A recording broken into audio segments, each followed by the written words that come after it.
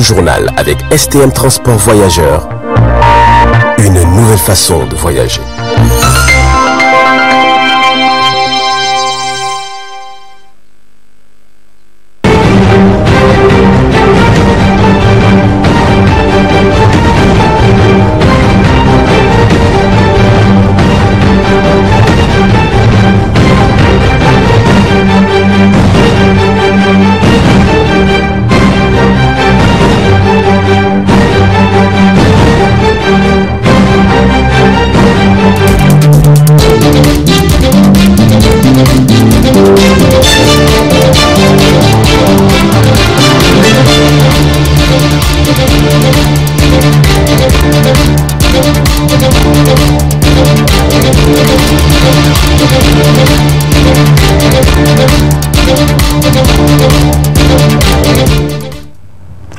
Messieurs, dames, bonsoir et ravi de vous retrouver à cette édition du soir sur la télévision Tambara.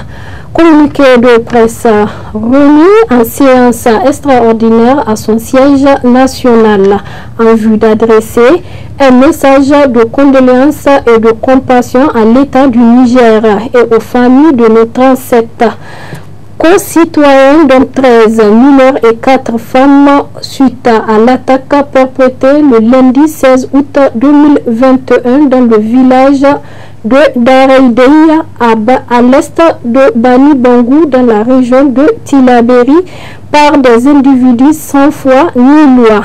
Le bureau exécutif national de l'Observatoire nigérien pour la défense des droits humains ONIDER public le communiqué dont la teneur suit. À propos de l'acte lâche orchestré par des criminels soi-disant djihadistes sans foi ni loi à l'égard de nos concitoyens. L'Observatoire nigérien pour la défense des droits humains ONIDER, comble d'amertume et profondément choqué, condamne énergiquement cette honteuse et ignoble attaque. Présente par la même occasion ses condoléances les plus attristées à l'État du Niger et aux familles des victimes et souhaite bon rétablissement aux blessés. Le bon ONIDER soutient et encourage le président de la République, son Excellence Bazoum Mohamed, ainsi que nos vaillantes forces de défense et de sécurité dans leur noble combat pour l'éradication du terrorisme au Sahel et dans le monde. Dans la même foulée, le Ben ONIDER demande au gouvernement de prendre toutes les dispositions pour sécuriser davantage nos concitoyens. Que leur âme repose en paix. Amen. Fait à Niamey le 19 août 2021. Le président du bureau exécutif national, Anda Garba Moussa. La Commission nationale des droits humains CNDH a rendu public ce matin un communiqué de presse. Il est relatif à la situation sécuritaire et les questions des droits humains au Niger. L'intégralité de ce communiqué avec Anouma Mansani.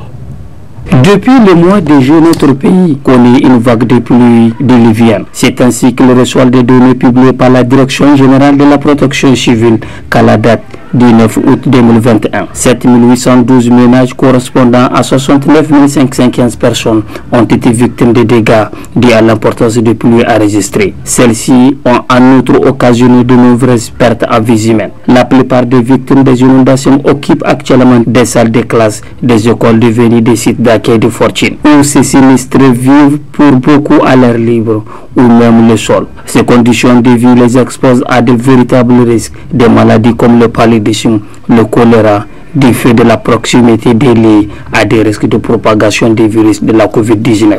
Des attaques terroristes dans le département de Banobongou et Toro du région de Tillabéri. Consécutivement aux attaques criminelles de Banobongou et Toro du suivi de nombreuses pertes en vie humaine, Plusieurs missions de la Commission nationale des droits humains CNDH s'étaient rendues dans ces localités. Il convient de rappeler que s'agissant de Banobongo le 25 juillet 2021, des bandits armés à moto avaient attaqué la population du village de Huye. Le bilan est de 14 morts. 3 jours après le 28 juillet 2021, le village de Deikoukou était à son tour attaqué. Le bilan est de 19 morts, 3 blessés et un nombre important de bétail emporté. À Torodi, nos forces de défense et de sécurité FDS étaient tombées dans une embuscade le 31 juillet 2021 par les terroristes entre le village de Koutoubou et Tangonga. Le bilan est de 20 morts, dont un civil et 2 portés disparus. Le 16 août 2021, la population du village de Daraïdé succombe à une attaque terroriste. Le bilan est de 37 morts, parmi lesquels 4 femmes et 13 enfants. Des attaques contre les personnes et leurs biens dans le département de Madaronfa, région de Maradi. La Commission nationale des droits humains CNDH suit avec une grande attention l'évolution de la situation sécuritaire dans la région de Maradi, notamment dans le département de Madaronfa où des malfaiteurs constitués en bande organisée portent régulièrement atteinte aux droits des personnes. Droit à la vie, d'aller et venir, à la propriété, atteinte à l'intégrité physique ou bien des personnes, etc. Face à ces différents constats, la Commission nationale des droits humains, CNDH, recommande. C'est la situation des victimes des inondations. La Commission nationale des droits humains CNDH lance un vibrant appel aux autorités, à toutes les bonnes volontés et aux partenaires afin d'apporter une assistance rapide et conséquente aux sinistrés. En outre, elle attire l'attention des populations sur les risques auxquels elles s'exposent en occupant les espèces inondables par rapport aux attaques terroristes et les atteintes contre les personnes et leurs biens dans la région de Tillabéri et Maradi. La Commission nationale des droits humains CNDH, attachée au caractère sacré de la vie humaine et au respect des droits des personnes et de leurs biens, s'indigne du nombre de plus en plus croissant des enlèvements de personnes dans la région de Maradi.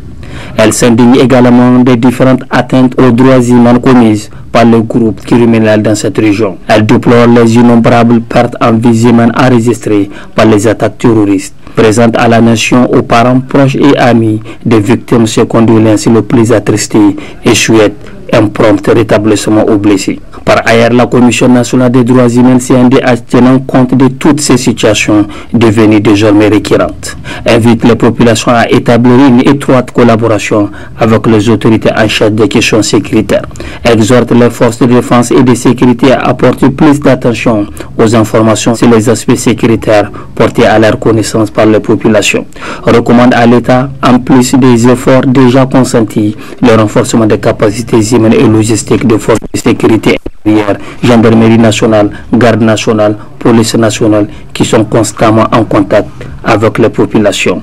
Fait annoncer le 2 juillet 2021 pour la CNDH, le président, professeur émérite Khalid Ekri.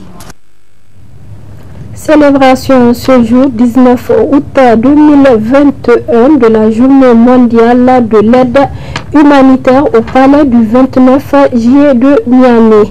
Le thème retenu pour cette édition 2021 est la cause pour l'humanité, Women Rights, centré sur le changement climatique et les impacts sur les populations, en particulier les plus vulnérables. C'était sous le haut patronage du Premier ministre Oumoudou Mamadou, compte rendu Zainab Gagara et Abdelraouf Dayabou.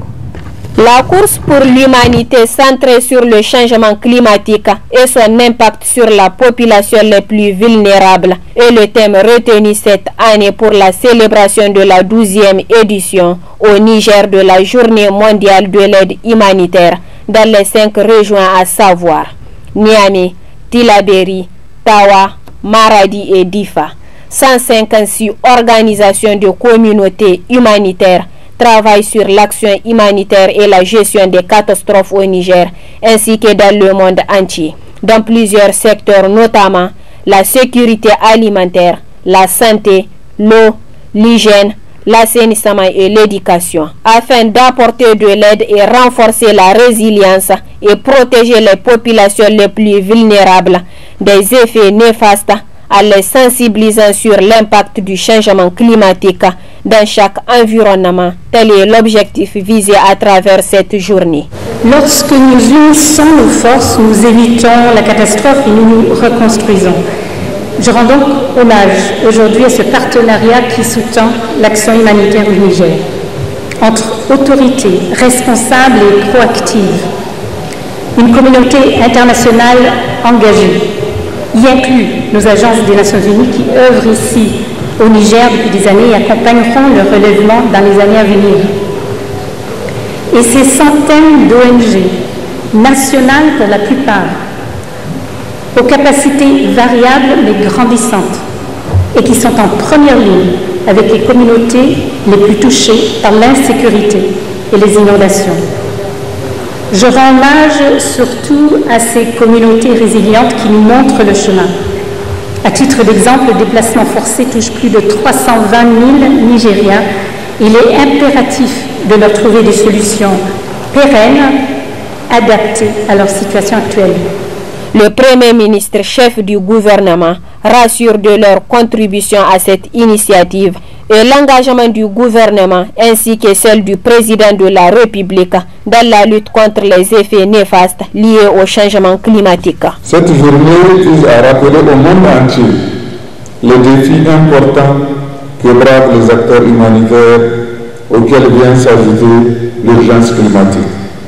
C'est l'occasion de réaffirmer l'engagement du gouvernement et du président de la République, son Excellence Mohamed Bazoum, à continuer à lutter sans relâche contre les effets néfastes liés au changement climatique, en prenant des mesures hardies de nature à réduire les conséquences sur les personnes les plus vulnérables. Comme vous le savez, le contexte du Niger est marqué par des crises multiples et multiformes, causées d'une part par la persistance de l'insécurité dans les zones de trois frontières, Mali, Burkina, Niger et dans le lit du lac Tchad, et d'autre part par les conséquences du changement climatique et de la pauvreté. Le gouvernement, pour sa part, continue à œuvrer pour créer les conditions d'un retour rapide de la sécurité et de la paix sur l'ensemble du territoire national, en dotant les forces de défense et de sécurité des moyens nécessaires pour mettre ce groupe armé hors d'état de nuire. Notons qu'au cours de cette journée, un défilé de mode a été offert par la styliste de la mode Mabiba, conçu à base de déchets plastiques, et a pris fin avec une visite guidée des stands d'exposition des humanitaires. Juste après la célébration de cette journée, la coordinatrice humanitaire a animé un point de presse à la salle VIP du palais du 29 juillet de Niamey sur l'aide humanitaire apportée aux populations vulnérables et l'impact du changement climatique. Ainsi, des questions ont été posées à la coordinatrice sur leur intervention au Niger. Suivant un extrait du dit point de presse. Dans un monde parfait, les hommes et les femmes seraient égaux, il n'y aurait pas d'inégalité socio-économique, il n'y aurait pas de déplacement forcé puisqu'il n'y aurait pas de violence ou encore de pénurie alimentaire, d'inondations, etc. Mais le monde est ainsi fait qu'il nous faut pallier certains de nos manquements. Et le Premier ministre a été très explicite, pas seulement provocateur, en disant que le fait de catastrophes que nous vivons aujourd'hui est souvent le fait de l'activité humaine. Il en va de même de la situation du réchauffement climatique. L'activité humaine a été scientifiquement démontrée comme étant une cause importante du réchauffement de cette planète. Et donc, sans prendre des mesures drastiques et immédiates, la situation pourrait être irréversible. Ici au Niger, nous subissons le réchauffement climatique et ses effets, et de manière dramatique. Il ne m'est fallu que quelques mois de résidence ici au Niger pour constater les effets dévastateurs de l'érosion des terres arables, des périodes de sécheresse intense, des inondations dues à une pluviométrie variable, imprévisible parfois. Et ça nous touche tous de près et de manière immédiate. Ce que l'on a dans nos assiettes dépend de la capacité des agriculteurs de pouvoir cultiver. Les sources de nourriture s'amoindrissent. Les personnes déplacées sont moins à même de pouvoir cultiver leurs champs, d'avoir accès, ou même de pouvoir planter en temps et lieu utiles. L'action humanitaire, donc, vient pallier à cela, mais ce n'est pas une solution. Donc, si l'action humanitaire démontre les défis, les carences que nous avons dans nos sociétés et dans notre monde, l'action humanitaire aussi est un témoignage de solidarité. Cette solidarité repose en premier lieu sur la résilience des populations qui survivent aux effets dévastateurs climatiques, mais aussi de la violence que subit ce pays, injustement, l'a bien dit le Premier ministre. Ces populations sont en première ligne et c'est elles qui nous indiquent le chemin à suivre. Quand elles ont des propositions de solutions à leurs problèmes, il est de notre responsabilité d'y répondre conséquemment. Deuxièmement, ce partenariat avec les populations les plus touchées se fait avec des autorités, un gouvernement responsable et proactif. Et on l'a vu tout récemment en réponse à la situation du choléra qui touche plusieurs régions et districts, avec des matériels dépêchés sur place, du personnel formé aussi dépêché sur place, et une sensibilisation des populations à cette situation. Toujours dans le cadre de la journée d'aide humanitaire, le ministère de l'Action humanitaire et de la gestion des catastrophes au Niger a animé ce matin un point de presse sur le bilan des inondations enregistrées au cours de l'année 2021. Suivant la teneur de ce point de presse avec le ministre Lawan Magaji. À la date du 16 août, le résultat est le suivant. Nous avons 11 428 ménages qui sont sinistrés au Niger, totalisant 97 573 personnes. Nous avons enregistré 6 827 maisons qui sont effondrées. Malheureusement, nous avons aussi enregistré 57 décès. Par rapport aux décès, nous avons même dépassé le nombre de décès à la même date en 2020. Mais seulement cela est dû surtout aussi au fait qu'il y a eu 8 décès au niveau de la région d'Agadez qui n'étaient pas des décès liés directement à une inondation. Donc c'est pour cela que peut-être je dois un peu nuancer. Mais dans tous les cas, nous avons enregistré ces 57 décès malheureusement, malgré tous les efforts que nous faisons pour sensibiliser la population, pour éviter de rentrer dans des cours d'eau, pour éviter de rester dormir sous des maisons en banco lorsqu'il y a la pluie, de sortir au moins jusqu'après la pluie, pour éviter d'être sous des arbres, pour éviter de traverser des coris qui charrient de l'eau.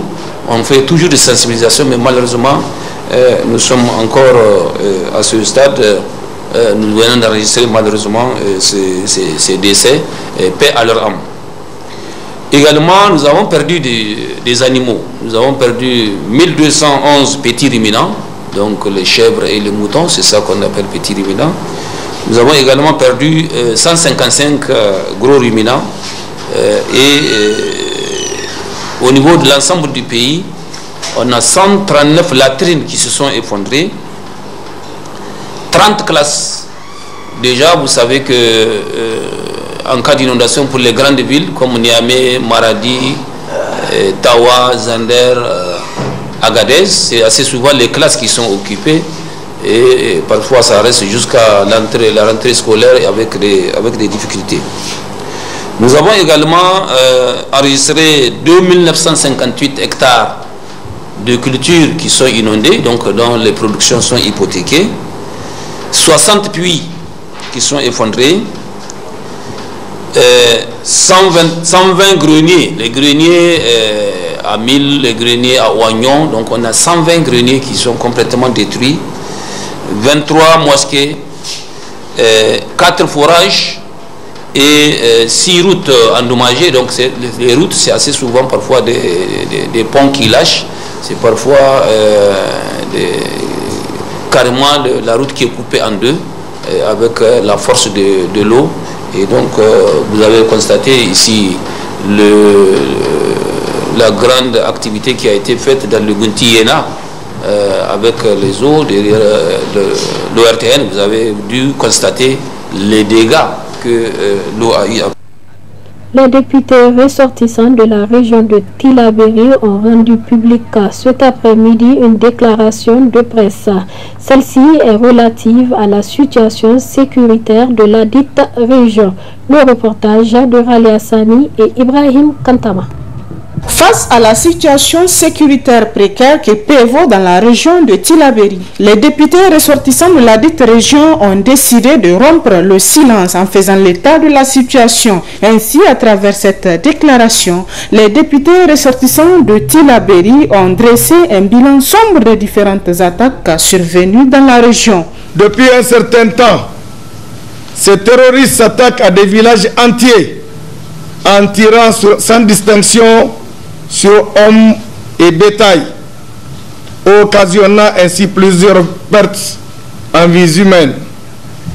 Leur mode opératoire consiste à poser des engins explosifs et à tendre des embuscades aux véhicules civils et militaires.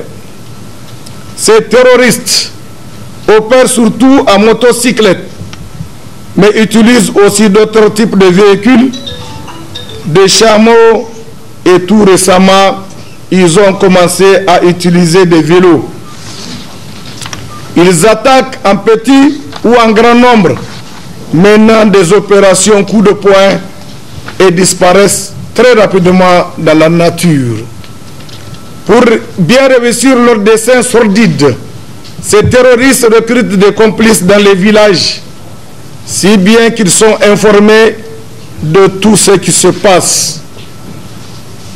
Le passage des FDS, les indicateurs des FDS, le nombre de bétail et de leurs propriétaires, etc. C'est ainsi que, dans l'intervalle d'un mois, 98 civils et 19 gendarmes ont été tués dans les départements de Bani Bangou, Torodi et Abala.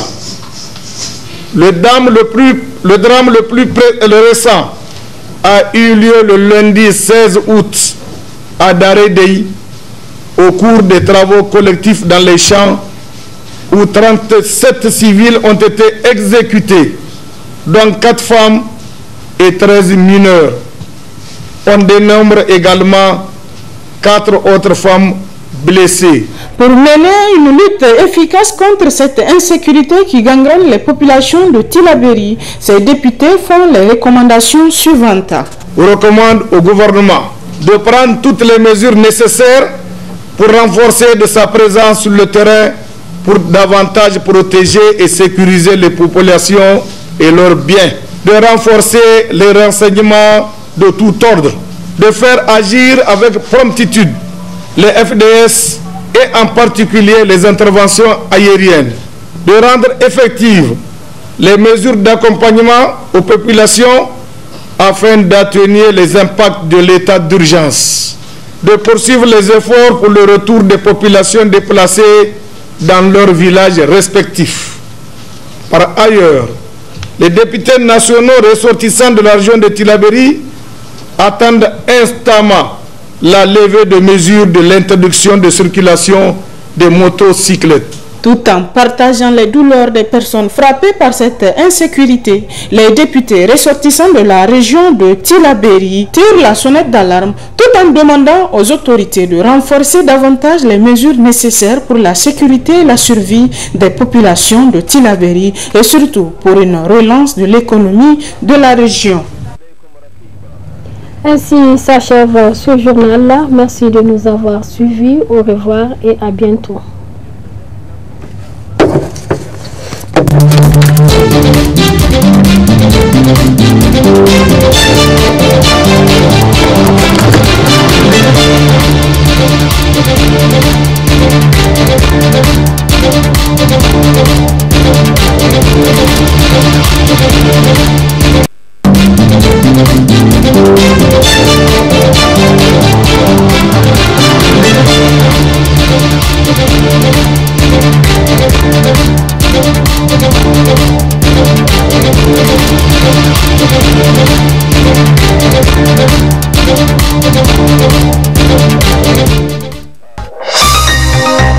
Ce journal vous a été présenté par STM Transport Voyageurs. Une nouvelle façon de voyager.